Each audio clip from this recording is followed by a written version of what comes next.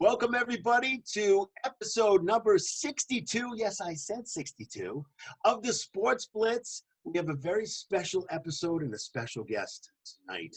First, I want to introduce myself. My name is Doug. We have Robbie here. Robbie, how are you doing tonight? I'm doing great, hope everybody's doing well out there as always. On day number 5,303 of, I don't know, Whatever this is. Whatever this is. If you're under a rock or in a cave, come on out, give us a listen, and then just go back. Head right back in. Not quite go time back. yet. We'll tell you when to come out. Go back. Yeah. Go back, please. Yeah. You can listen to the episode, then go back in. Yeah, exactly. Listen and then go back. Or watch. Yeah, exactly. On our brand new YouTube channel. That's right. And we'll talk about that. Yeah, we'll talk about that in a little while. But we're doing a special guest. But I want to say that this is the episode number 4 of the Rivers Day Camp episodes. We're doing a Rivers episode tonight. We're very excited to have a past Rivers counselor, a person who I believe now, I'm pretty sure of what you did there, but I'm going to say you were head of the waterfront. And he was also the head of the CITs. And I know he was important because he always went around with a walkie-talkie around. We're talking about Colin McGarry. Colin, thank you so much for showing up to our show and being on with us. How are you doing tonight? I'm doing great, and it's great to be here, Doug and Robbie, and thank you for inviting me.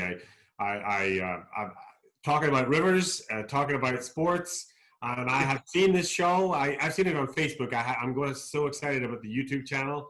But I've seen it on Facebook, and I love the vibe. I love the energy. I love the passion for, especially Boston sports. I mean, let's face it, you guys are hometown heroes here. So I know there's a special focus on Boston sports. So I'm not an expert in that area, but we did a lot of sports at Rivers, and I feel like that's a great conversation piece for us, because some of the sports that we did, like from frolf to watermelons with Vaseline on them in the water. There's just a lot of different things that we did. Okay. That maybe don't, I don't think there's going to be Olympics in that sport, but it was a fun activity. Yes. That's awesome. I forgot about those because you were toward the end, if I remember correctly, when you were the head of the waterfront, toward the kind of the last several years that you were there, in the last several years of camp, I know that you had to kind of be a little bit more creative with some games that you had down there, with some different kinds of things, because there were things that were not allowed anymore. And because of insurance or because of other things, mostly probably because of insurance, but that's, just so kids wouldn't get hurt. But there was a lot of focus, if I remember correctly, on different kinds of games, and you were super creative, and so was your team. Super creative about, Sandy and some of the other guards and swim teachers were really creative about what you could bring to the table, maybe not sports-wise, but otherwise. Can you talk about that a little bit? Yeah, well, somebody had invented this crazy thing. I forget what it's called. Maybe it's called it rhymes with Binternet. And it gives you lots of ideas for games. And so I go home and look up these ideas that, like, waterfront games, really, and just Google it. And I think, what you're referring to, this idea of being in the deeper water for extended periods, even for the older kids, that was a no-no. And right. Even the kids tipping the boat, capsizing the boats and swimming around them. Yep. We're really, because of insurance reasons, we were really trying to really maintain a different kind of camp. And I think the camp had obviously evolved and changed a lot over the years, and you guys have both been involved in it for many years. And some of the changes were good, and some of them, like, the kids probably would have had more fun with the old days, when the fire truck came in and hosed all the kids down. You couldn't do that anymore, right? I don't know if you remember, but there was a hill there, kind of where the gazebo is, and there was no gazebo when I was back then, and way back then in 1937, where we put a slip and slide. We put a piece of slip and slide down, and we put a hose on it. This was our overnight. Yeah. It was unbelievable. It was unbelievable. So we had to get creative too. But I know you developed some pretty creative games, though. Yeah, and I got ideas from folks, that idea of the putting the Vaseline on the watermelon in the water and playing that, because the watermelon will still float in the water, but it's hard to hold on to when it's trapped, and the Vaseline doesn't come off in the water. So the kids had fun with that. Then using the docks, especially for the upper campers and the CITs, using the docks to play like kind of water polo or kind of like a pretend Quidditch game, using water instead of air to float through. So and that was kind of those were fun. So it's kind of like water polo with using the docks as goals. But you also needed a lot of work because depending on the current and the wind, the ball would go really far one direction, and one team had a super advantage given the current or the wind. So I appreciate you saying about the creativity. Also, the focus was a little bit off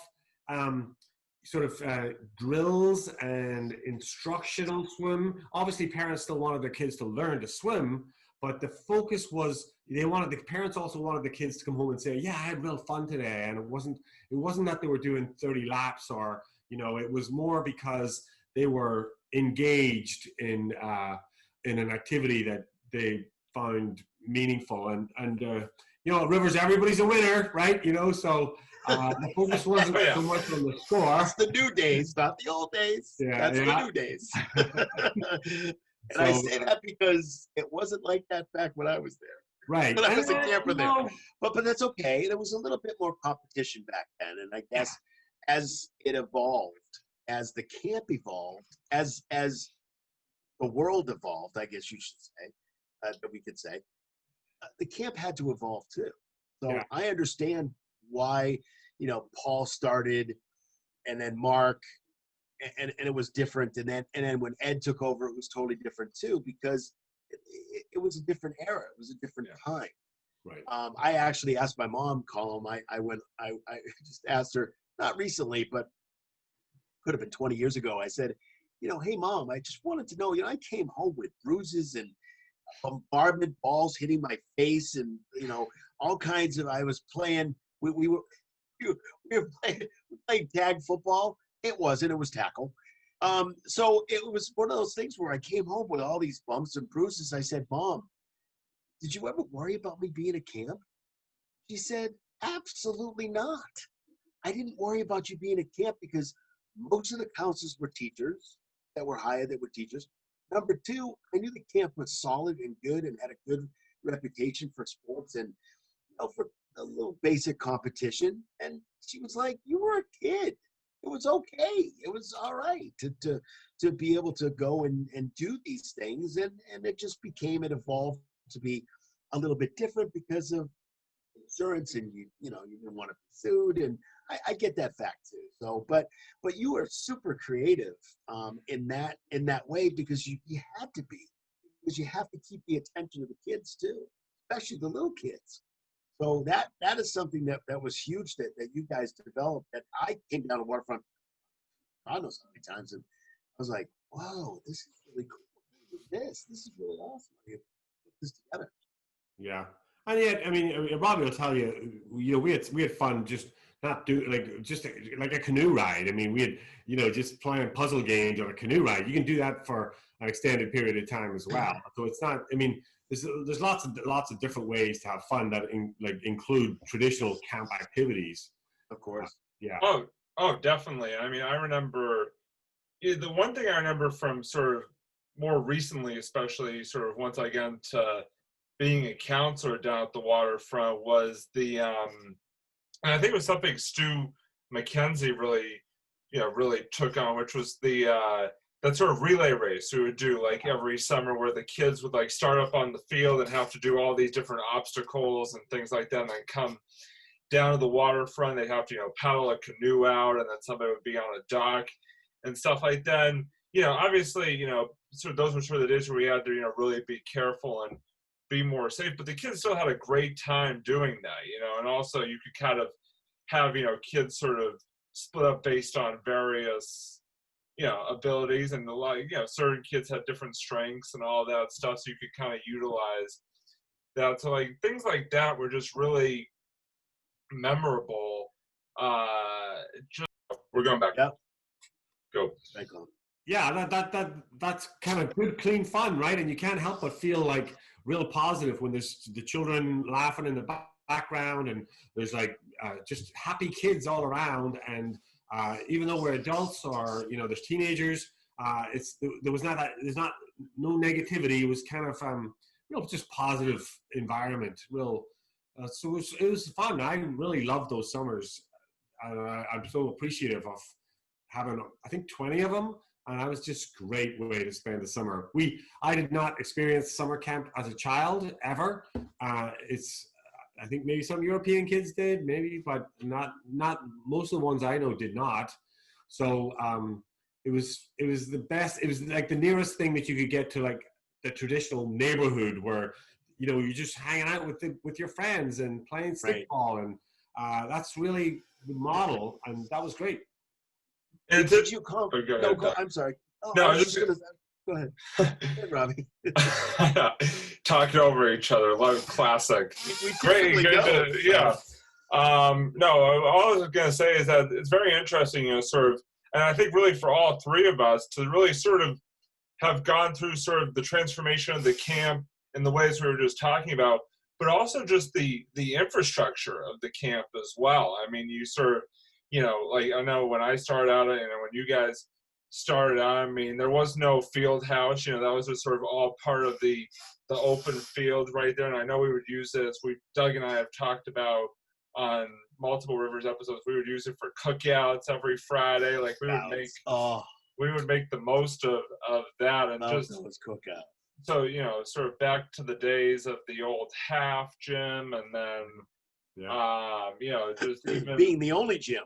Yeah, being the only gym, and then the field That's where the boys were, and the girls' camp was over in the quadrangle. So, and then the evolution of the student center, on the other side of campus, sort of how they really renovated that. I mean, there are just so many things. The turf field, the turf football field being put in. I mean, you just think back, and really it's unbelievable, just how we really, from sort of start to finish, just saw such a transformation in that aspect as well, of just what the camp and the campus looked like from, sort of, back when I started, when I, not a 9-year-old kid, back in the late 90s to now, like we said, like 20 something odd years later. Yeah, that's right. And the construction was tough. I mean, in order to make that transition, those years when we had the construction, and there was one year with a huge recession in 2008 or 2009, recession, and staff had to be furloughed, or families couldn't afford to send their kids to camp. That was a little challenging, and and the construction was tough. There's no question about that, and I think rules had to be different because construction vehicles. So all that I said about the sound of children laughing, but there was also a lot of diggers and contractors around. Machinery too. And you didn't want the kids running, into or at the machinery while, doing an activity. So yeah, you had to really be careful of that. I mean, it's funny. All these things popped into my head when I think of Rivers and just the changes. I mean, all the day trips we used to take. I know I'm sort of going off on all different angles here, but it's like I'm just reminiscing as I'm talking about this. All the day trips to George's Island and to Chinese food and bowling and all that stuff, overdays, overnights. I mean, that was Tucker Red Sox. The Paws Sox. I know one year as a CIT we were supposed to go to Patriots training camp. Unfortunately, that didn't happen. But still, it's like it was just, like I said, that's what made the camp experience so enjoyable, and it was just. That's what made Rivers. Kids came back year after year for those experiences, Yeah. and it was just it was. I mean, it just like I said, just when I start to think about just all those memories just come flooding back. It's yeah, it was a great time. Great time, I know, for all of us, and you know, it's fun to reminisce about now, but and you know, to really think of those memories. Yeah. Yeah, absolutely. I wanted to ask you, Colin, did you have any thoughts when you first came to Rivers as what it would be like? Because I know you said you didn't really have that camp experience, which is kind of interesting because I grew up starting at Mount Ida. That's where I started. I started at Mount Ida. Didn't have the greatest experience, but once I was 10 years old, 9, 10 years old, that's when I went to Rivers. And Rivers was a much better experience for me. And I was growing up a little bit too, but still, it was a better experience. So by the time I became a CIT, which I did 2 years, and then I became a counselor, I kind of knew what was going on. But a new counselor coming in, it should be interesting to find out whether you had any, and you're also from European descent too. So it's kind of a different life kind of over there versus where it is here. So maybe, I don't know if you had any preconceptions or any thoughts to what it would be like. Yeah, well, when I first interviewed with Ed, the soccer coach job, the soccer counselor job was open. The special counselor, a specialized counselor, Yeah. right? And the CIT director was open as well. And so I was open to either one. I think I'm glad I didn't take the soccer job because the CIT director job has a little more flexibility about what to do with that, and I found that it was easier for me to learn the environment. And there was some CITs. Some of the CITs were second-year CITs, and they were able to sort of, this is the way it's done. And Betsy Morgan was there, and she had been a CIT director with Dick Morse for a while before that, and so she was able to sort of say what worked and what didn't work, and so if I wanted to try new things, everybody, Ed, Mark, Paul, everybody was like, "Yay, try something different," because I did a lot of the youth leadership that I was most familiar with was through the church, but we do these like a lot of games, a lot of icebreakers. An icebreaker is not just an 800-pound polar bear. An icebreaker is. But these games were actually these icebreakers. You just sort of develop them a little bit. You can get across a lava pit using pieces of wood and your creativity. If there's a rope or a tire, I mean, you don't really need a lot of like great equipment. You can just do it on the field, and even running around. We used to do railway tracks where you run around the track and then you have to lie down, and then the last person lies down, and then you jump over and you run around like that. So just stuff, right? That was, and I the thing is, I really like to have a little bit of structure in the day. I felt it was important for the CITs to be together at the beginning of the day, especially the first year CITs, and at the end of the day. Yeah. And so I really felt like even if I were sending them to activities and separating them, that they should be together at lunchtime. It's okay if they were together at lunchtime, especially the first year CITs. And at the beginning and the end of the day, we had an activity that we did. The end of the day probably would be, maybe it was a shorter period, maybe like more, active, right? Because they didn't want. But at the beginning of the day, we could do something that was also cerebral. Like we could also, solve a puzzle or do an activity that involved like just word games or some other kinds of things that were that the kids, the first thing in the morning, some kids, just had their coffee and they were just kind of still gathering, and it was a way to just get them ready for the day, but it was also an orientation. And then I try to use the specialists as best I could. So we'd do a tennis, or a soccer, or Mark would do a lot of different things. There was a lot of guys with a lot of different skills, and you can have like 14 CITs, and then a tennis ball, like 7 groups of 2 and a tennis ball. You bounce the tennis ball 1 time between the group of 2, then bounce the tennis ball twice between a group of 2, then bounce the tennis ball 3 times, then 4 times, right? So that doesn't sound that hard, but actually you're staying focused, you're being aware of your environment. You don't need to be a super athlete to do that, but that's a worthwhile thing to do. And you're helping, hopefully, the CITs understand that little kids, when they're going up to hold a bat or do whatever in play basketball or whatever, that they can be a little focused about, and not that they have to be super successful, but that they'll have more fun if they can maintain a little focus about what they're doing. So I really thought that the other adults, the wisdom of the other adults on the Rivers camp, I could use that wisdom in those morning activities. And sometimes there was like a little sharing. People would share like what worked for them. But a lot of times it was like demonstration and like, then you go do that.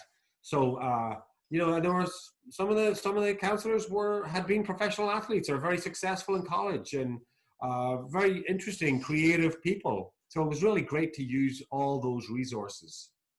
Yeah, I'm sorry, Robbie. I just want to go ahead. on Go that. ahead. Just saying, you took sports and challenging. You took sports and made it and expanded it into a challenging kind of situation where you don't have to take 5 shots at the free throw and get 5 in. You could just bounce the ball. You can bounce the ball once or twice or 3 times or 4 times. You can do these other skills that are still fun, but it doesn't have to be a 5-on-5 game. So you took not just everybody, but you took the challenge of sports and put it into a totally different realm. That's so good for these CITs that when I was a CIT, we were like counselors.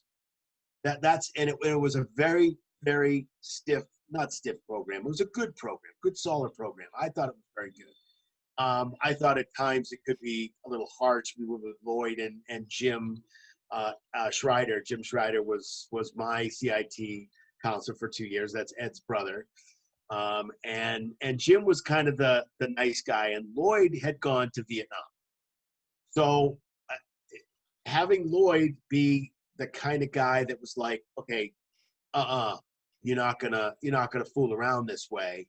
And he was the disciplinarian versus Jim, who was the, hey, how you doing? Happy-go-lucky guy.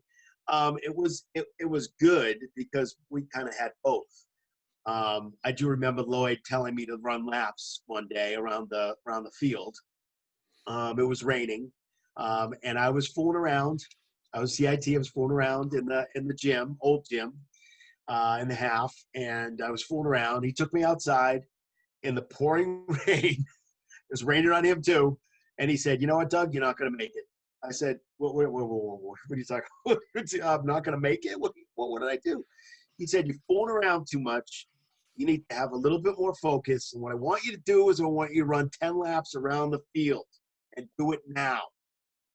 All right, fine. It was raining, so I took off my shoes and socks, running around. I ran 10 laps. I came to him, I was like, he was watching me do it too. Came around, and I came around, I was huffing and puffing, and I walked over to him. I said, "Okay, I did my 10 laps." He said, "You know what? You're not done. Do 10 more." And again, you can't do that because it's punishment. So you cannot do that with kids these days, and I get it, and it makes sense. But when I came back after the second 10, which I needed oxygen from, he sat me down right at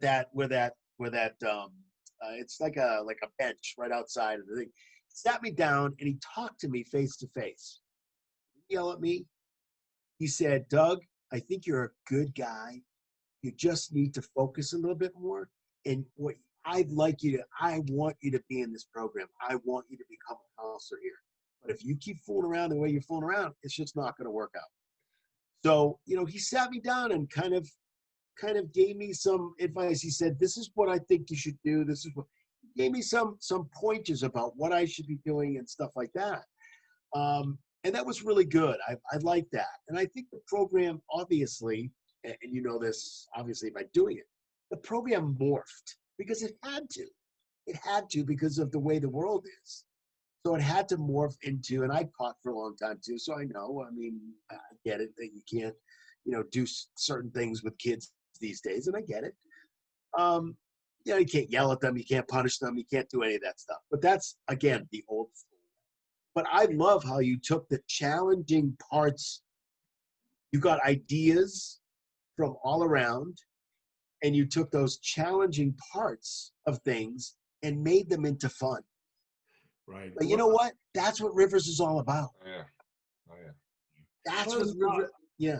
Yeah, there's a lot of mentoring as well going on. And I think, like as you said, taking away the punishment and stuff, but there was more focus on, like, I think, like, I would say, Robbie, as a seventh grader, you felt mentored by George, and then you mentored younger kids later. There was that process of, instead of like, this is my way or the highway, it was sort of relationship building.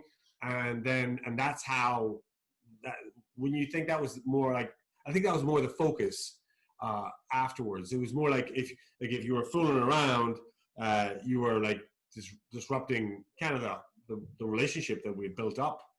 So that was, and that was more my style as well. And I think it's, No, mentoring is always a better style. Yeah, definitely. And it's interesting. First of all, I'd be remiss if I didn't just point out that we had our first animal cameo on an episode. We did twice. Not just once, twice. And you notice I didn't even hesitate.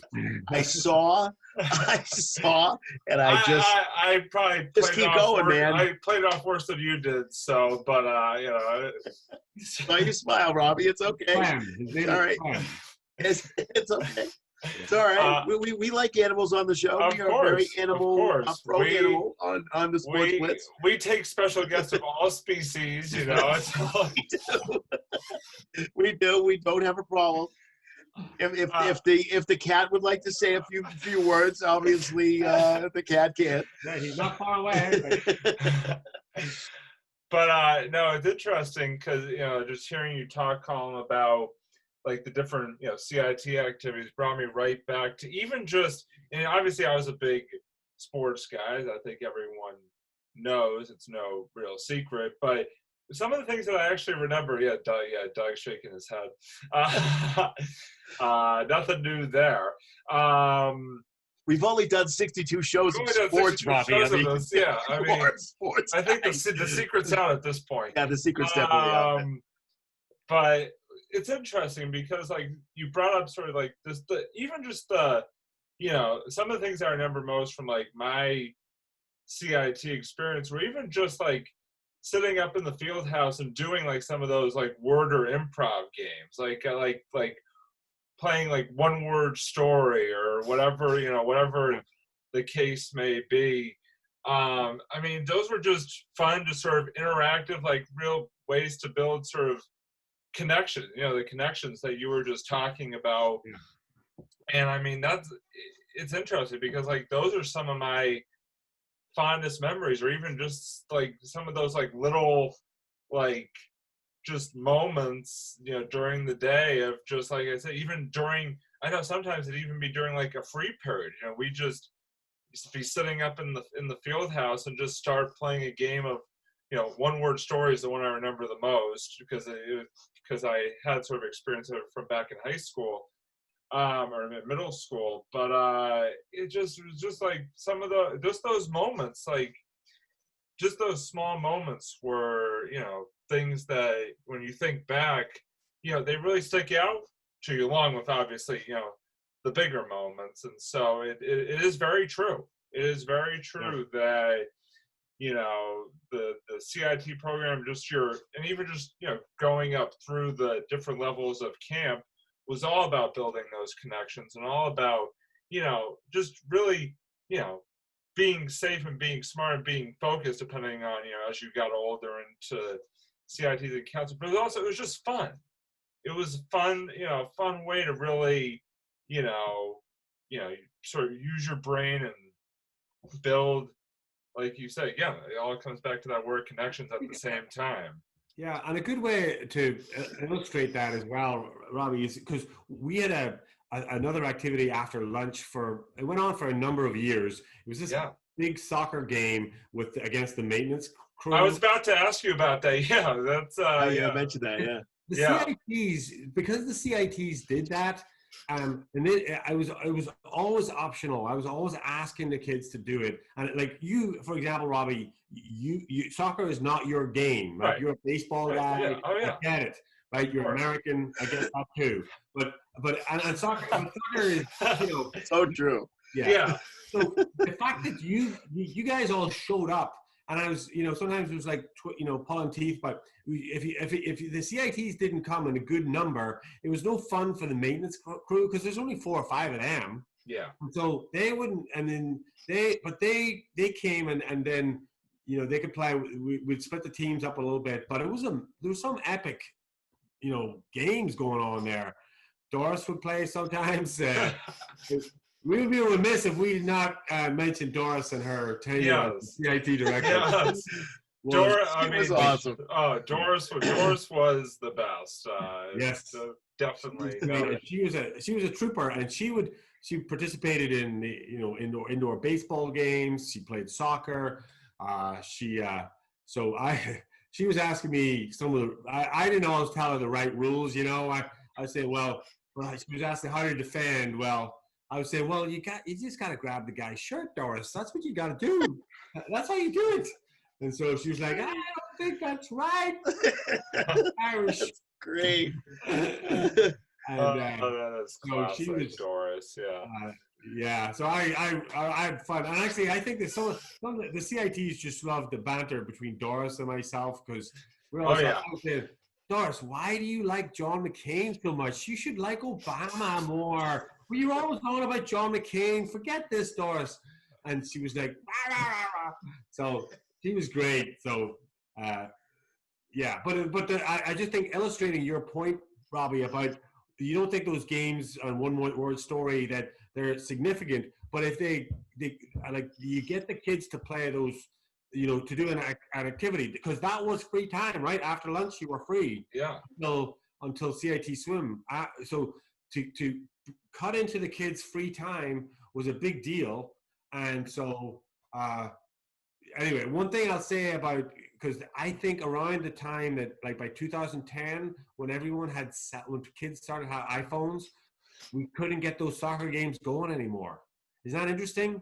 Yeah. Yeah. No, that's true. That is true. I was wondering, like, they stopped and we never got them going. They never happened again. The maintenance guys sometimes would say, well, it'd be great, because some of the maintenance guys were Mexican guys or the American guys just loved the soccer. Their English wasn't great, but their soccer was good. I remember watching those games. Like even, when I became a counselor, you come back from lunch and, you walk into the field house because we would always, as an upper boys staff, we would always have like field house time after lunch. And so we'd always walk in and see you guys playing, and it always seemed to like just a really cool thing. But you're right. I mean, obviously, you did tend to notice that a lot of the technological advances of as time went along definitely became more prevalent. The one thing I wanted to ask you, and this is again another sort of thing that I remember from my CIT years, I know Doug and I have talked about, was your memories of the swim across Nonsuch Pond that we used to do as CITs. I remember we had to swim, for those of you who have never, heard a Rivers episode before or just new to the show, we used to have this activity where we would, at one point during the summer, we all had to swim basically from the shores of Rivers over to Camp Nonsuch, which is a camp on the other side of Nonsuch Pond.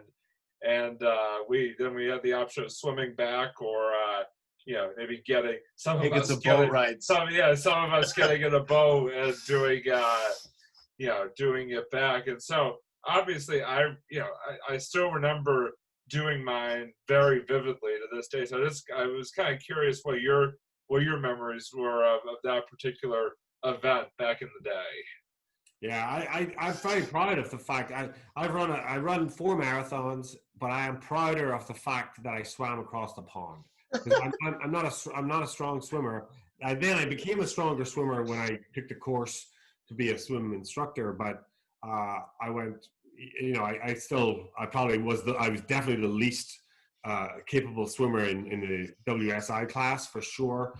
But for someone like me who didn't learn the strokes properly as a child, and when I swam across the pond, like Tracy, and when her influence, and when she was teaching the CITs, I was learning too, and that made it possible for me to swim that distance. And I'm very proud. I remember getting into the boat because I took the boat back, of course. But I did not realize. I mean, I was pretty much done. I felt like it was like finishing the marathon was easier. I'll be honest, in terms of just because I wasn't using the right technique, my breathing wasn't right. So I was always working against myself, and but I was so proud to reach the dock at Nonsuch and then get in the boat. And I sat in the boat all the way across, and people were supportive, and they were positive. I think Sandy was in the boat, and I forget who was driving the boat, but I didn't realize that I had boogers from here to here, like my whole lower jaw was covered in boogers. But I didn't know. I had no idea. And I was like, I wasn't saying much. I was done, man. That was a big swim for me. But the kids for you guys, it seemed like nothing because you'd been swimming at rivers your whole, for a long time. So never that far though. Never that far. No, that's true. That's true. And for me, that's a big deal for me. Yeah. Yeah, no, it was I mean, I remember as someone who was always, I wasn't a terrible swimmer, but I definitely was always sort of more of a pen swimmer, as I would call it, than a dock or, deep end swimmer, being honest. But for me to be able to do that, like, swim all the way across, that was, it was a very proud achievement. Because, I mean, it's like, you get to the other end and you're like, wow, I just did that.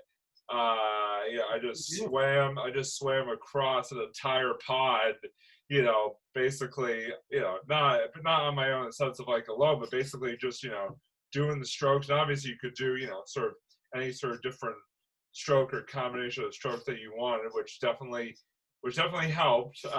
But yeah, it was, and plus, you had to avoid the Nonsuch monster. So you had to avoid Mongo, the giant Harry Frompus turtle, Harry Frompus, all the fish, everything. I mean, Harry Frompus typically came out during overnights. Yeah. At least that's what we told the kids anyway. But that kind of kept him away from the pond at night. That was more of a deterrent than scaring a child. Right. It was more of a deterrent to say, don't go down there because it's not safe down there because the Harry Frompus comes out. Yeah. I will tell you that I not only did a cross, but there was one year, and I'm pretty sure it was Sandy because Sandy was there for a long time. Sandy and I can't remember. It might have been Kate. I can't remember the other head of swim at the time, but I'm pretty sure I know Sandy was there also. We decided to do something a little different, which I thought at the time. I think I did it probably when I was either a Seneca or a CIT. I can't remember what year it was, but we actually decided instead of going, we actually did the across. But toward the end of the summer, or maybe the beginning of the summer, I can't remember which one it was. I think it was toward the end of the summer because we decided to do something different. Is everybody was talking about, how there was some talk of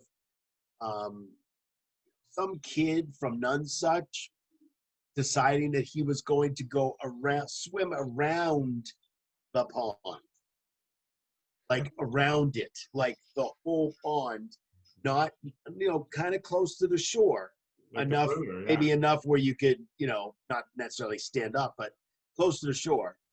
Because closer to the shore, depending on where you were, there was a lot of rocks and stuff like that, and some of those were kind of jagged. So you kind of avoided that. So we were out a little bit. Oh, we were talking about, well, if Nonsuch could do it, we can. And we're like, okay. Sandy was like, all right, well, we'll send a couple boats out and we'll see what you guys can do. Like, what? We actually swam from, I think we started at the T dock. We started at the T dock, and we started out, we went past the boats, and we actually went and through Nonsuch, and we went all the way around, swam around the pond. Now, again, we could do any stroke we wanted. There was the two motorboats were following us. We had canoes, just in case one of us was tired or whatever. We had lifeguards. We had swim people. We had some guys wore the life vests and the swim. We just wanted to kind of make it around. But that was wild. That was crazy. I think we probably couldn't do that now because not only because, but isn't there more growth and algae? Yeah, there is. Yeah, Yes. yeah. Yeah, there is. There is. There wasn't that much back then, so Yeah. it was a little different. Yeah, But no, you that's definitely. awesome. That's yeah. awesome. Yeah, you really couldn't do it back then. But again, everybody in the boats, and we had a lot of people in the boats. We had every single canoe was out there. And this was I think it was only Upper Camp and CITs that did it because we didn't want to go any lower than that because we thought that this was going to be, if we went lower, it was going to be devastating. We might lose a kid or so. And I hate to say that, but we just didn't want to go there. So we wanted people that were at least intermediate and up swimmers so we could make sure that people, and if you wanted to stop, you could stop and hang off. And people did. I probably did too, because it's a long way to go, one way. It's tough to get across, but then you imagine going around. So what we did was we did it in intervals.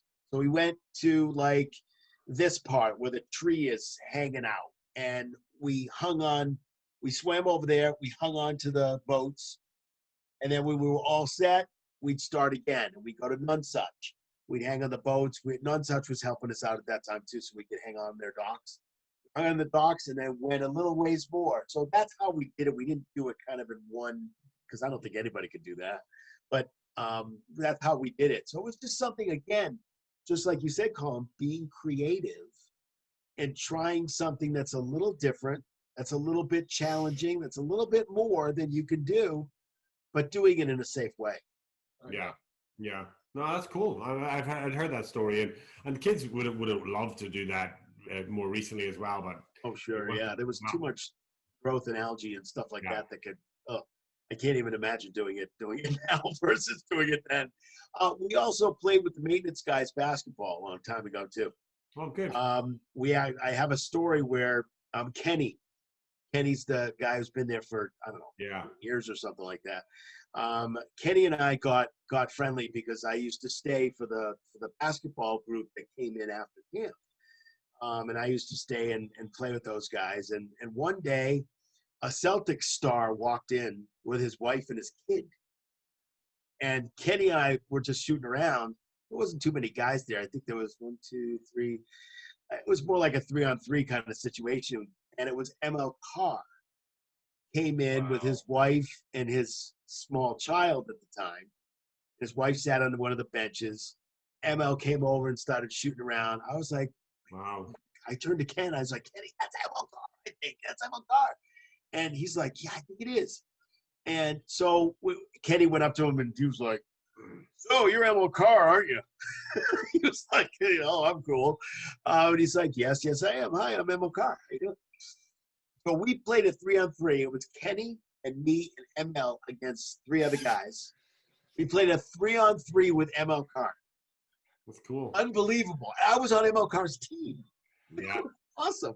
So we did that. It was like a camaraderie. It was like it didn't matter who you were. And I kept in touch with Kenny after that too. Every time I would see him at camp the next year, I became a counselor, and then I left for a while, came back, and Kenny was still there. Hey Ken, how you doing, man? What's going on? We were all part of the same team. It was everybody together. That's what I think I come away with sometimes with thinking about Rivers is the fact that that's what it was. It was camaraderie. It was everybody together. It was It basically like a was, big family. It basically yeah, was it like, was. and you had all those people who came back year after year after year, like you, like me, like Colin, like George. I mean, all these people were just were committed to the camp, for so many years. I think that's what made it so special is that like people just came back year after year after year, and sometimes you wouldn't see those people, at all during the school year. Basically that would be the time that you would get to see them. Right. And so you would show up at the beginning of the summer and it'd be like basically saying like a long lost, it'd basically be like a family reunion of sorts. I mean, I guess it's sort of the closest thing to compare it to. You're sort of Right. catching up with everybody. I mean, that's how special it was. Friends that, you basically had grown up with either, as fellow campers or even, as your counselors, now your co-counselors. I mean, Right. it really, like you said, Doug, it really had that sort of family and camaraderie feel to it, for sure. Yeah, it was not just family, it was a protection thing too. I mean, Mark Light being a huge protector of his counselors and of his campers. I remember one situation, really quick story. I remember when two guys from Nonsuch came over. It was during lunchtime, so there was nobody at the waterfront. I was just hanging out down there. And Mark came down and we were just talking and looking at the water, talking about whatever. All of a sudden we see the motorboat come from Nonsuch and they parked their boat right at the boat dock. And Mark went over and he said, he's got the walkie-talkie, but he said to him, he said, "What are you guys doing here?" "Oh, we're just coming to visit a friend." And Mark said, "Well, this is not the time to do that because first of all, you have to call us and tell us that you're coming because we don't know who you are. We don't know the counselors over there. And furthermore, this is camp and, we can't have strangers here. We can't have people that are not supposed to be here on camp. And now you're now on camp." And they kept saying, "Oh, we're from Nonsuch, we're part of you, blah, blah, blah. I'm just coming to visit a friend." And he said, "Sorry, guys, not going to happen. We have rules here and we have to protect our campers and I'm not going there." They just kept pushing and pushing and pushing. And then Mark finally said, and I was standing there, I was going, "Here it comes. Here it comes. I know it's coming. I just waited, but it's coming." Mark said, "Okay, you got two choices. The first choice is you get back in your boat and you go back to Nonsuch. The second choice is that I get on this walkie-talkie and I have 50 counselors here in about 3.5 seconds. Your choice, boys." Let me see. What did they do? They got back in the boat and they went back to Nonsuch. And Mark stood there and watched them until they got to their dock and got off the boat and walked straight into Nonsuch woods. There was a huge protection factor that happened when I was there and when I was going there. And then when I became a counselor, I became one of the protectors. And that's just what it is. When people came on to camp, we went up to them and asked them. It might have been a parent, I'm sure it was. There was a few people that came onto camp in my time when I was a counselor that weren't supposed to be there. They were walking their dog. They were, I'm just walking. Private property. There's people here. You got to go. It's a huge protection factor that not a lot of people knew about. That was kind of underlying. And that goes with your case, Robbie, that everybody knew each other. Everybody protected each other. Everybody was like family. And that's just huge in that factor. But I wanted to ask you, Colin, what you thought of, was there anybody at Rivers that you thought was kind of like a mentor to you? Is there anybody there that, and it could be several people, anybody there that you were like, you ended the summer and you hugged them and you left and you sat down and you reflected over the summer and you said, during the wintertime or a couple days off or whatever you had, and you said, "Wow, they're pretty cool. They taught me a lot of things." Was there anybody there like that? Well, obviously Ed is the director of Boys Camp. When he was director of Boys Camp, he was so organized. I mean, when we went to the Paw Sox, he really was. Even though there was counselors there, he was also like he was taking care of the counselors, taking care of the kids. He was like everybody had to take. Like it was so organized. I was impressed because getting a bunch of buses and a bunch of kids and down there safely, and so I was always impressed with that. And obviously, you know, Jimmy and there was a guy that was he was a paddle tennis player as well. Tom, Tom, the tennis guy. yeah, no, Yeah, he Tom, went to the waterfront, right? yeah, no, before Tom, the tennis guy that went to the waterfront, another Tom, like Oh, okay. 19, yeah, he was working with the younger kids in junior camp, and there was, you know, folks in junior camp who did a great job as well. That I thought, Tough age.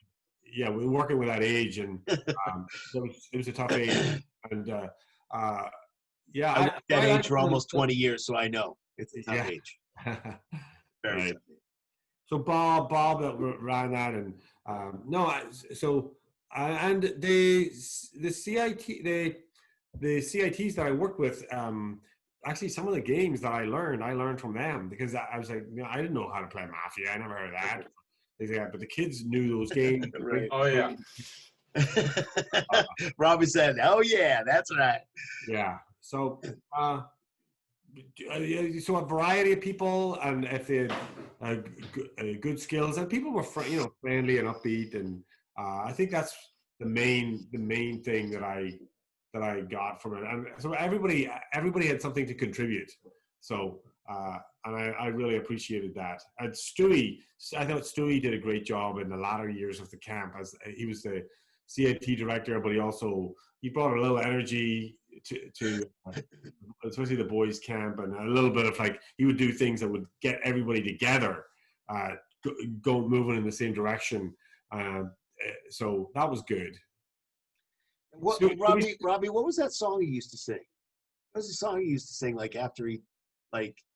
after there was a game he played and there was a song to it? I just can't remember. We'll have to ask him. Yeah, Yeah. I don't think I did that when I was doing my DJ stuff. Yeah, I can't. That's what I would do as a DJ. I can't think of it off the top of my head. Yeah, we'll have to ask him. We're supposed to have him on soon, so that'll be good. But it's interesting. I actually had a question for the both of you, in a sense, because, you know, obviously we were talking about sort of the whole family, you know, sort of feel of camp. It's kind of interesting because literally, you know, we had various family members involved in the camp as well. You know, obviously my younger sister Sarah was a camper and a counselor, CIT, when I was working there. You know, in all three of those facets, and then both of you I know have had, you know, your own children be campers and CITs and counselors, and so I guess I was curious. You know, again, we talk about sort of the family feel of camp. What it was like for you two, and I don't, you know, whoever wants to go first could go first, but what was it like for you two to have, you know, your actual family members, in this case your children, sort of share that experience with you at Rivers? I guess, Colin, since you're the guest, I'll ask you first here. I'll ask you first here, but what was that like for you to sort of share that experience with, you know, with your literal family, with your children? Yeah, well, obviously super positive. It was a real, as a child, I didn't go to camp, and so to be able to affordably offer this opportunity to experience all these different sports, different games, different atmosphere. I mean, the affordability part, by the way, was some of the best. It's big, really. It's just, it is huge, and so. I was a Catholic school teacher, so otherwise it wouldn't have really been possible. And the kids, it was great that they could, even when they were little, if they saw me, they weren't like, oh, I gotta go find dad or anything like that. They were happy in their tribe, and they knew they had to stay with the tribe and do the activities.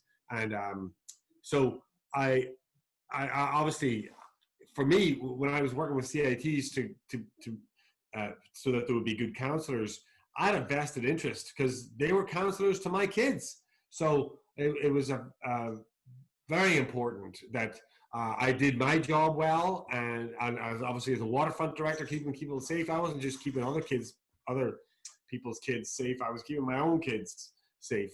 So I'm sure you think that's similar for you, Doug.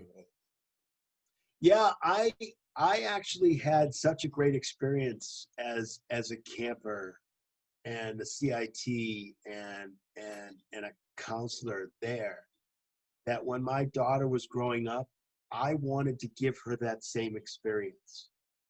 And again, just like you said, I was lucky enough to be able to have a position or positions where maybe my summer was off. There were times that I wasn't working because I was either out of work or I was just working during the regular school year as a teacher. So the summers were off, and I was able to go to camp at that time, and to bring my daughter at the even before my age, and I started at camp at a young age at Mount Ida, but then Rivers at 10. To bring my daughter and have my daughter have the same experience that I did, have her develop her, not just her social skills, but her challenging herself with basketball with George, which is great, or going down to the waterfront and learning how to swim. She learned how to swim at Rivers. That's where she learned how to swim. And she went into the intermediate group, which was great. I mean, she was swimming out to a dock, and I was like, what's going on there? It's crazy. So to have Alana have that kind of experience. Hold on, come here, hold on. Got a little second special guest. Come on. Second special guest. Oh my God. It's Alana. How are Here, I'll you? turn this on. How old are you? Do you mind if I ask how old you are, Alana? I'm 17 now. That's great. Driving? We're getting there. It's been a little difficult with virus and stuff like that. So we're getting there. But we're applying to colleges now. So yeah, wow. It's been You look great, Alana. You look fabulous. Yeah. God bless you. Yeah, so it was great, and we're gonna have Alana on the Sports Blitz soon to talk about another Rivers episode, because I think it's important to get her aspect of things more as a camper and very close to being a CIT, because she's got a totally different aspect. But to have her there and to know to not worry during the day, not worry that she's in a safe environment. That I know who her counselors are, that I know that if she needs me during the day, that I can be there, but I don't want to be there. And I'm telling her this for the first time, I avoided her more than anything. I know. Because I didn't want her to think that she could just, and she did. We passed each other. She was going to swim and I was going to another activity. She would come up, hug me a little bit, and then she would keep going. And I didn't have a problem with that, because that's a connection. Didn't have a problem with that. What I did have a problem with is some people in recent last few years, had brought their kids and expected their kids to be in groups in which the groups were not appropriate for their child. And I had a problem with that because of the fact that they used their influence of being an assistant director or whatever they were. It wasn't Ed. It was just a few other people, and used their influence to say, well, I'm a counselor here. I'm an assistant director here, so I can put my kid wherever I want. And I just didn't think that that was the right thing to do.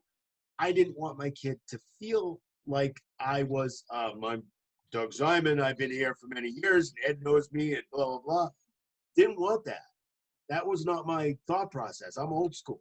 My thought process was I want her in a safe place where she can develop her whatever skills that she can develop, including social skills, because it's a very social camp. There are cliques, but it's social. and develop her sports skills, or not even sports skills. You know, playing a game with other children, playing a game with other kids her age, and learning to be okay with not winning and being okay. And again, toward the end, we weren't winning or losing. It was more we were playing the game. We weren't even keeping score, and that's fine. There's nothing wrong with that. Coming to tennis, when I was a tennis guy and learning tennis, I wanted her to have the same great experience that I had at Rivers, and I was lucky enough to give it to her. And look who she is now. Outstanding. Oh, no, I mean, yeah. I just want to tell you, Colin, she specifically, I told them yesterday that you were coming on. And Alana specifically said, I want the time to be able to come on, even if it's after the show. I just want to say hello to Colin. Yeah. That just shows you, again, that just shows you the Rivers family. It shows you the Rivers family. She came on when George was on, too. She wanted to say hello to George. That's so great. These are people that we miss. These are people that we experienced life with, even if it was for 2.5 months. It was a really, really important experience. And Robbie, to answer your question in a really long-winded way, I just wanted her to have a great experience in going to camp and experiencing that. And again, lucky enough, I don't know how many years you went, but you went for a long time. When did you start? When you were 6 or 7? I think it was first or second. First or second grade, all the way up to almost CIT. It was like. And actually, she was going to be a CIT that next year when the camp. No, it was the year before that. Yeah, So year before that. You weren't asked back, though. It wasn't that I wasn't asked back. I didn't go back. Thanks for telling me. I wasn't like asked back. I thought that's what happened. No. Doug, this is how rumors start. This is okay. Well, Robbie, when you take the recording and do the recording, you're gonna cut that little section out. So instead of going back, I had to go to the Boys and Girls Club that year. Thanks, Dad. Yes, it wasn't that I was not asked back. I believe that there was a job. I believe that summer or something like that. So I think that was probably the reason. The camp was slowly dwindling also, and there wasn't. I know Ed had told me that I was at a certain price point too after a while because I'd been there so long, and he was very honest with me and told me that it was difficult to bring me. So it really, there was a couple of aspects that came along with that. But again, I just wanted to have a great experience. Yeah. Experience camp. Get in a pond. Never been in a pond before with fish and turtles. Get in there. Get in there and grab a fish for me. I mean, have the same experience that I had on a totally different level because it was different back then when I went as opposed to when she went. Yeah, but that's what I wanted to have. Share exactly. that. So it's yeah, exactly. I just wanted to have that same experience. And it does help you grow. It helps you mature. It helps you grow. It helps you be social. It helps you deal with different situations that happen at camp in different groups. So that's kind of what I wanted to have her experience. And she got it. And she misses it. So it obviously had an effect. And obviously I miss it too. It has an effect on you when the camp goes away. It's that sad feeling of not having that camp experience. Yeah, for sure. Yeah. So that's what it is. Well, thanks for stopping by. You're welcome. Really great to see you. Yeah. Good to see you too.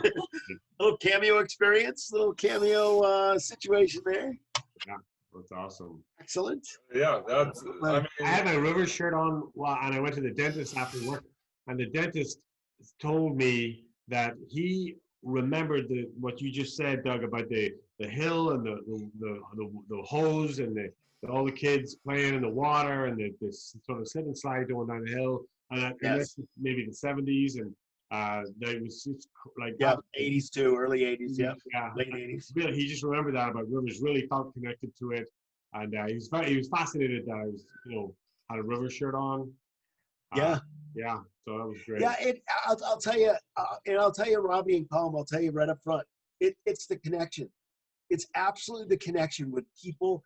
Robbie, I know you were even a little bit emotional when George was on because I don't know if you know Colin, but George actually got COVID and he was very, very close to not making it. He had been didn't even realize he was even in the hospital.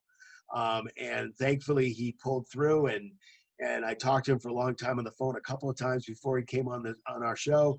And when he came on, Robbie was just like, I can't imagine like the world without George. Yeah, right. You know, I mean, it's that connection that you make with friends like Jamie Rice and people like Ed and Jim Navoni.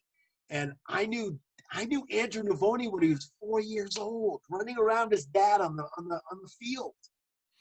It's amazing to see this kid grow up, and now he's a teacher, and it's phenomenal to see the progression. But it's that connection that people have to the camp that keeps the camp alive. That's really what Robbie and I are trying to do. Absolutely. The last question I wanted to ask specifically to Colin was that, Colin, I know you did actually work at the camp across the pond, as we sometimes affectionately refer to it as, for a year. So I was just really curious, just sort of like a little compare and contrast maybe of why it's like working at Rivers as opposed to working in non-such, sort of what are the similarities and differences between those two experiences? Right. Well, this is an unfair comparison, but in Rivers, baseball and football, none such dinosaurs and bugs, Rockets, making rockets, right? Did they make rockets? Making rockets, and they did. I love that day. So there was more because you saw them shoot up. So it was like, hey, there's a rocket. That's pretty cool. Right. And they do that at the end. So no such is a different vibe, and it's sort of like comparing apples and oranges because there's just a different vibe, and so it was clear that Mark and Ed's vision was about maintaining what Paul had started, the traditional, this is what you do, you go from, you have scheduled activities and you learn all the sports and you learn the basic skills associated with them and you learn to swim. And so clearly the way that kids were being educated and the way that families were just raising their kids differently, that wasn't working anymore. People were like, people would do specialized camps for hockey or something like that, and then they would get the instruction and the coaching. So that when they went to summer camp, though, they were going for a different kind of experience. It was probably none such took that vibe, the philosophical vibe about that, choices and more freedom. And Rivers didn't have that vibe because we were sort of maintaining Paul's vision, and so the fact that we were on a very formal campus with a road going through it, and the sort of rules were more important. So it isn't fair to compare the two at all. Right. It's different, and so I obviously very appreciative of the length of time I was able to be at Rivers because I wanted to do the best I could. I probably wasn't the best waterfront director because of I mean I'm not a swimmer lifelong, it's not in my blood, but I wanted to do the best I could, and so I would say that my happiest times at Rivers were definitely as a CIT director with kids who wanted to be there. And there were some real great, we had some real great CITs, and they became great young counselors as well. So. Yeah, definitely. By the way, I'm curious because we are obviously a sports podcast. Did you have a favorite sport at Rivers? Because we obviously had various non-sports activities, but out of the sports ones, did you have any sort of? I mean, I know you mentioned soccer, obviously, but what were some of your favorite Rivers sports activities? You'll have to help me remember the name of it. We played it in the half gym. It's like baseball, but G-ball. Yeah. Who doesn't like G-ball? Bobby, see, everybody loves G-ball. I know. Oh, how can you not? How can I not remember the name of it? What a great game! So simple, so crazy, so fun. And the fact that you have a scoreboard for that as well. Oh, yeah. Just awesome. Just rocking it out.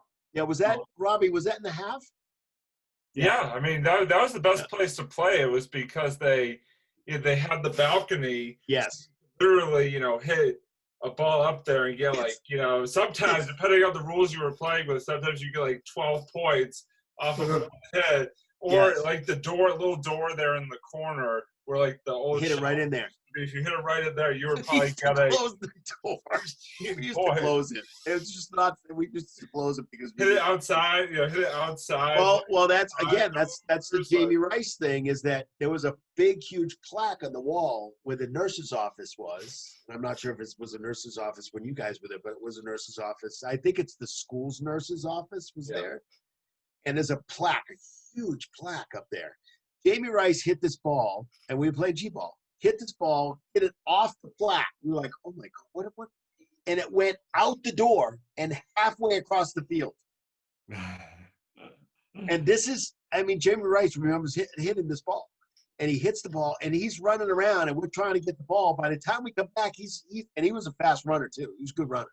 So he just kept running. He kept running. It's probably about 20 points. I don't know. I don't even know how much it was. I can't even remember. But he just kept running and running and running. Everybody loves G-ball. I don't think there's any one kid that just sat down, and I don't remember anybody sitting down and playing that. Colin, at the waterfront, you may not have been the best swimmer, but you were definitely the most creative head of the waterfront. I will give you that. Yeah, thank you. I didn't really know your swimming skills. I didn't know your swimming skills at all. All I know is that every time I went down there, I saw something different, and it was so cool to see that. Is there? I wanted to ask Colin my last question, and then we'll get into our final thoughts for the evening. I guess my final question is there a story? Is there one story that you keep bringing up over and over and over again that is one of those things that you say, you know what? When I think of Rivers, this is the story. This is the story that I think of when I think of when I think of Rivers Day Camp. One thing that you can think of. Well, I was just going to tell this funny story about his parent called Ed and Jimmy and said, listen, my kid swallowed I think a battery, like he swallowed a AAA battery, and so they were asking Ed and Jimmy if they could see if he would if they could find the battery later, like after lunch, maybe when the kid poops. and Jimmy's like, that's not part of the job description. I don't think we could do that. I don't think that's possible. So they thought that was great. That's a good story. You've never told me that story. Yeah, I've never heard that one. No. That was one of those behind the scenes that nobody talked about. Yeah, they don't talk about that. Yeah. Well, people probably wouldn't even admit that it actually happened. Nope. He said what? He said you guys what are you going to follow into the bathroom? How do you do that? That's amazing. That's crazy. Yeah.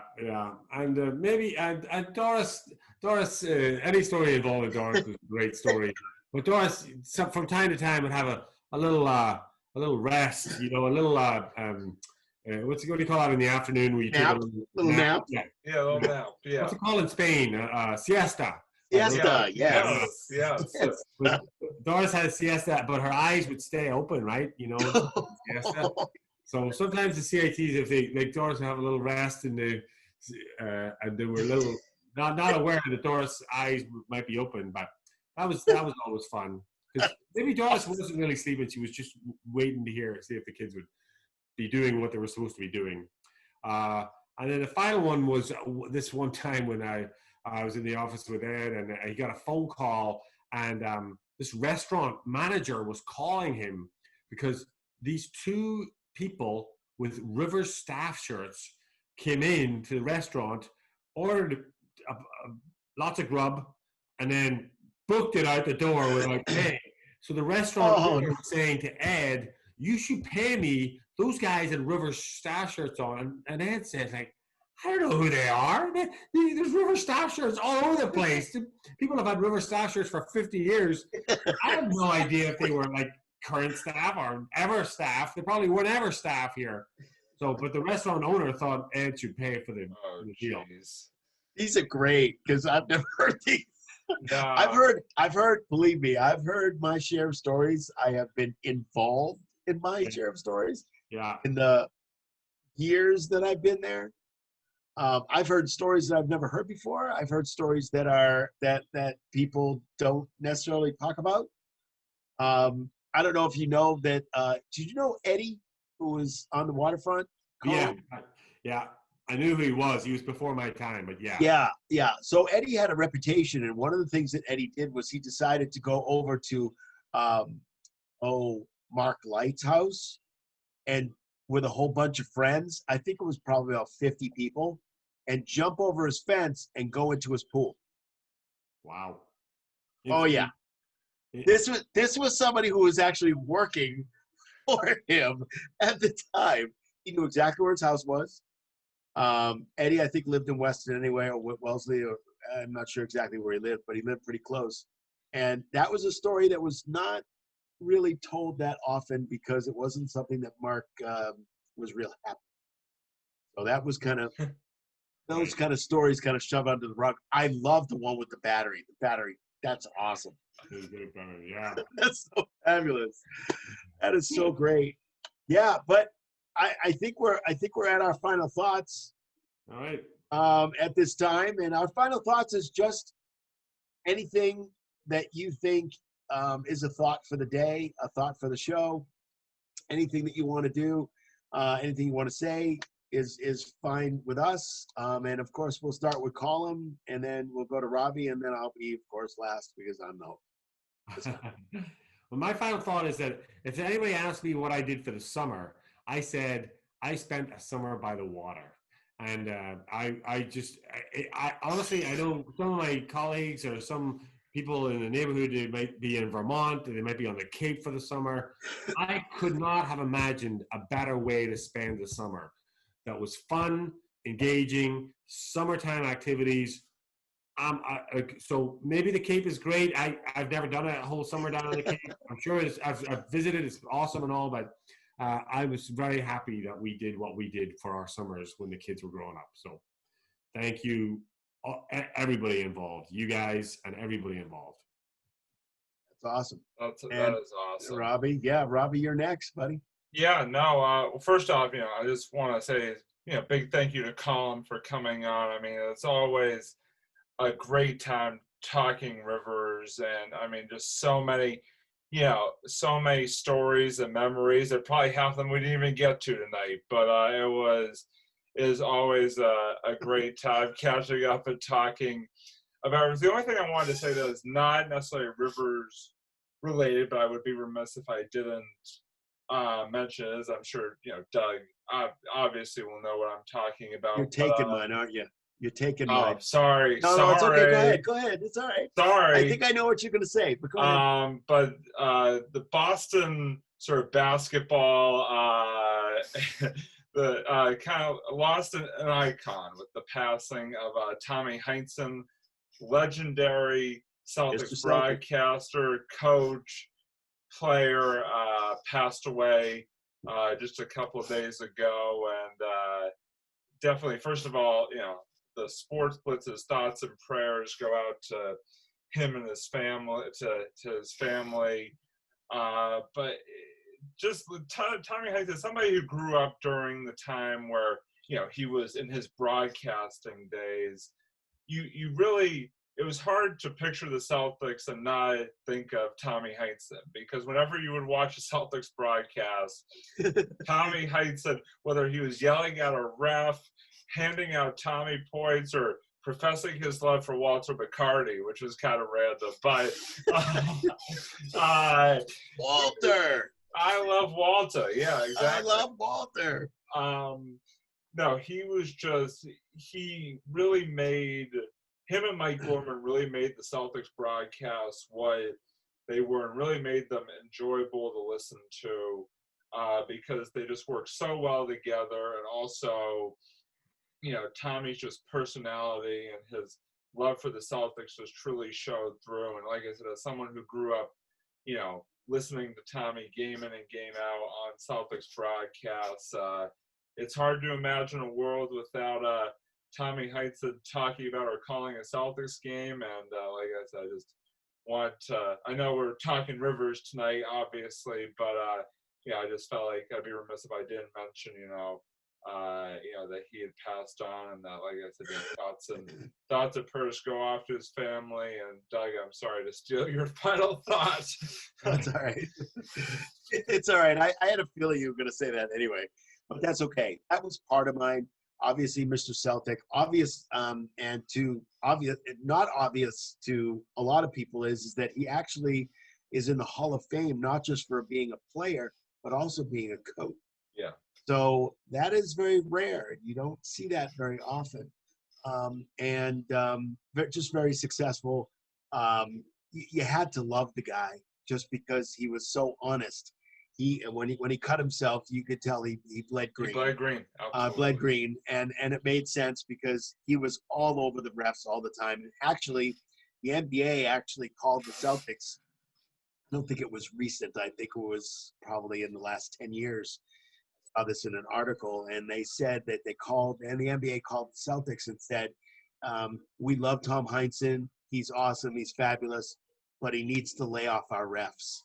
He really does. So they actually didn't silence him, but they said to him, he said, look, Tommy, you gotta keep it a little easier on the refs here, because the refs hear what he says. Because he says it loud. And I can't imagine being a ref on the period of time when he was coaching, because I'm sure he was even louder. But they actually told him to keep it down. And of course, what did he do? He didn't keep it down. No. Which is exactly what he's supposed to do. I mean, tell Tommy Heinsohn to be quiet. That's not going to happen. No. Especially if he's so passionate. He's so passionate about the Celtics, just like we're so passionate about Rivers. Oh, yeah. And we could tell that the passion comes out. We have smiles every time we talk about Rivers. Every time we have a guest like Colin come on. By the way, thank you so much for coming on, Colin. It was awesome to hear your stories, which are totally different than the stories that we heard from George. And they're totally different than the stories we heard from Jamie and everybody else that we're going to have on. But we have that passion for Rivers. We have that family thought process that every day, even every day of the summertime, even if you're at a job, sitting at a desk, sometimes you're daydreaming and you'll go, wow, wouldn't it be great to be down at the waterfront right now in a boat, in a canoe, just traveling, trying to find frogs in the pond, or going to the tennis court, even if it's 105,000 degrees outside and the court is 110 degrees. Believe me, I spent a lot of time down there, being head of tennis for a while. Those kinds of things, even if they were unpleasant, is part of our experience of Rivers. And I actually have seen some people that I not only, and I was a DJ for a long time, so in that area, in Newton and Wellesley and that kind of area. So not only did I see kids who I taught in nursery school in Weston. I was in Wayland at the time at the Wayland JCC. So in Wayland, and that's part of that area, I saw these kids go to camp, and then I saw them become adults. So it's like this whole experience of watching your children, my kid and your kids, Colin, watching them grow up at camp, and then watching these other kids grow up, and then coming back and saying hi and how you doing, and it's just was an incredible experience. And I have vowed, and Robbie has vowed, to keep Rivers alive by having these kinds of conversations and putting it out there for everybody to see, especially people who have been there and have experienced that. Because all they're going to do is look at this episode and go, oh. And that's what we want to continue to do. But I think it was great. I also want to thank everybody at Rivers, Ed and Jim and Jimmy Schreider and Lloyd, God rest his soul, and all the people Doris, who, if I can get her on this show, I'm going to get her on this show. I know that's going to be a big hit. I'm trying. I'm working on it. I'm going to see. I asked Ed. I was trying to get Whit and his wife, and they both spent time at Rivers, trying to get them on, and I haven't connected with them yet, but I'm working on it. So it's one of those things where we just got to keep this alive, and we're going to continue to do this. But Colin, thank you so much for coming on. It was great to not just see you, but it was great to experience Rivers with you again. I hope you'll come on again and tell more stories. Again, it was great seeing you. I hope your family is well. Please stay well, and we'll get through this. Everybody who's come out of the rock and out of the cave can go back in now, because it's time. The episode is over. But we thank you so much for coming in, and I hope you enjoyed to being on the Sports Blitz today. Thank you, guys. Great. Absolutely. So I'm Doug. For Robbie, it's the Sports Blitz episode number 62, special episode with Colin McGarry. Please watch. Just remember, we are on YouTube. We are on SoundCloud. We're on Facebook. What else are we on? Oh, Twitter. We're on Twitter. Everything. We're on everywhere. We actually have our own YouTube now, our own YouTube channel. It's just, but just Sports Blitz. Yes. Yeah, just Sports Blitz. That's all you have to click on. You'll see all the episodes that we've taped. Not every episode, but all the ones that we've taped on Zoom. Right. And we had a great time tonight, and we will see you guys really soon. Thanks so much, Colin. Bye, everybody.